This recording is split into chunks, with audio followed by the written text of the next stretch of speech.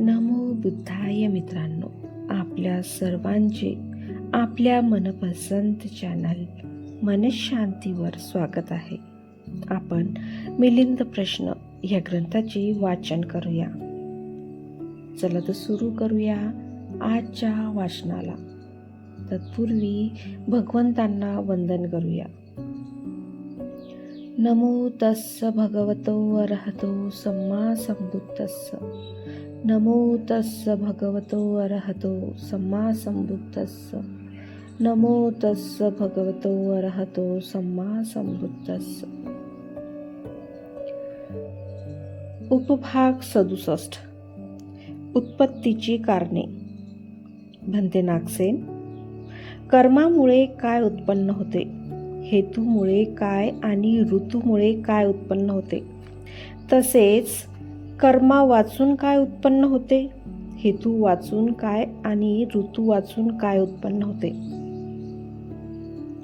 महाराज, जेवढे काही संचेतन प्राणी आहेत ते सर्वच कर्मामुळे उत्पन्न होतात आणि अग्नी आणि बीजापासून उत्पन्न होणाऱ्या सर्व वस्तू हेतूमुळे आणि पृथ्वी, पर्वत, पाणी, वायू इत्यादी सर्व ऋतूमुळे उत्पन्न होतात.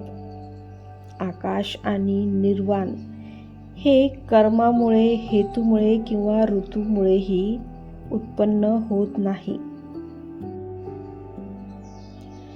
महाराज, निर्वाण कर्मामुळे, हेतूमुळे आणि ऋतूमुळे उत्पन्न होतो असेही म्हणता येत नाही. निर्वाण उत्पन्न होतो असेही म्हणता येत नाही. निर्वाण उत्पन्न केल्या जात नाही असेही म्हणता येत नाही. निर्वाण उत्पन्न केले जाऊ शकते असेही म्हणता येत नाही. निर्वाण भूतकाळात होते, भविष्य काळात राहील, वर्तमान काळात आहे असेही म्हणता येत नाही. निर्वाण डोळ्यांनी पाहणे शक्य नाही, कानांनी ऐकणे शक्य नाही, नाकाने त्याचा वास घेणेही शक्य नाही, जिभेने त्याचा स्वाद घेणेही शक्य नाही आणि शरीराने त्याला स्पर्श सुद्धा करता येत नाही. महाराज, निर्वाणाचे आकलन केवळ मनानेच आणि फक्त मनानेच करून घेता येते. अर्थपद प्राप्त केलेले आर्य श्रावक विशुद्ध ज्ञानाच्या द्वारे निर्वाण स्पष्टपणे पाहत असतात.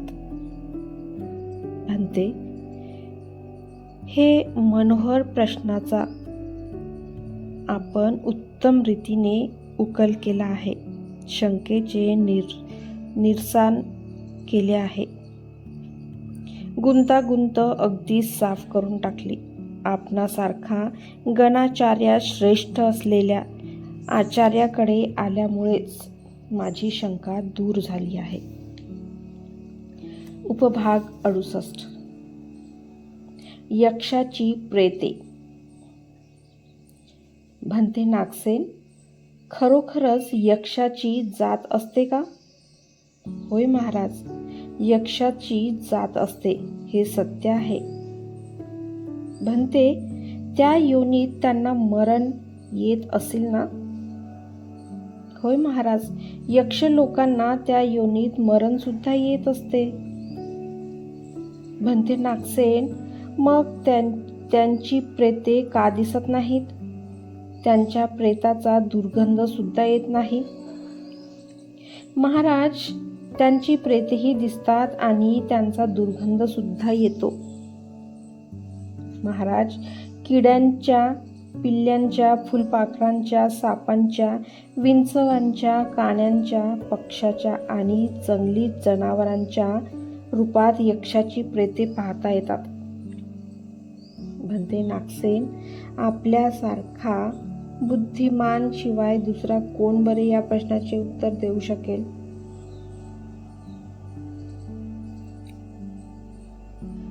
उपभाग 69. सर्व शिक्षापद भगवंतांनी एकाच वेळी का तयार केले नाही? भन्ते नागसेन,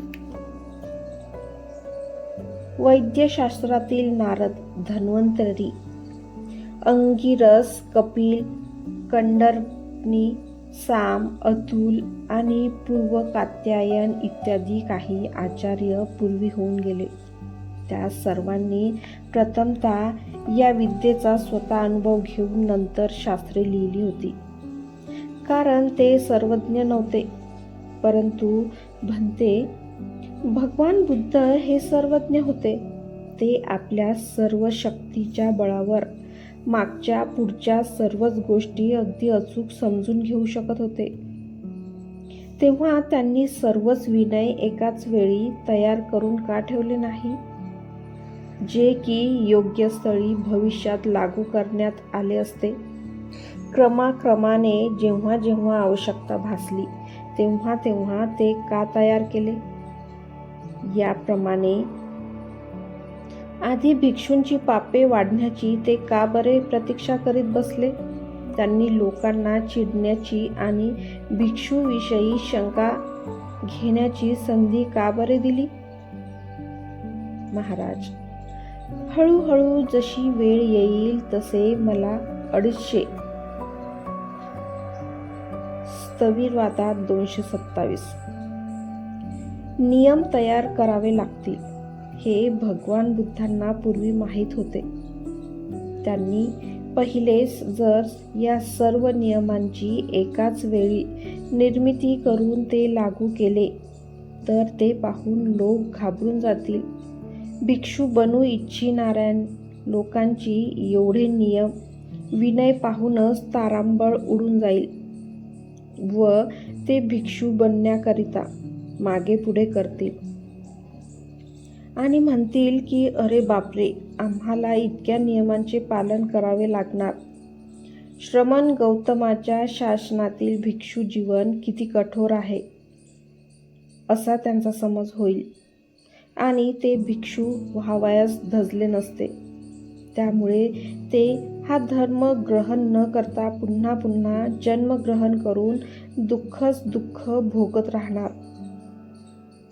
यामुळे समयानुसार काही प्रगट होतात त्यांना सन्मार्गावर आणण्यासाठी उपदेश करू, नंतर ते नियम लागू करील असा त्यांनी विचार केला होता. भंते, किती आश्चर्य आहे, किती अद्भुत आहे. भगवान बुद्धांच्या सर्व गोष्टी ह्या अशाच असतात. बुद्धांची सर्वज्ञता किती उच्च प्रतीची असते. भंते नागसेन, खरोखरच गोष्ट अशीच आहे. मला आता कळून आले. आधीच सर्व विनय ऐकून लोक घाबरून गेले असते आणि कोणालाही भिक्षू बनण्याचे धाडस झाले नसते. हे मला मान्य आहे. मित्रांनो, आजचे वाचन आज आपण इथेच थांबवूया.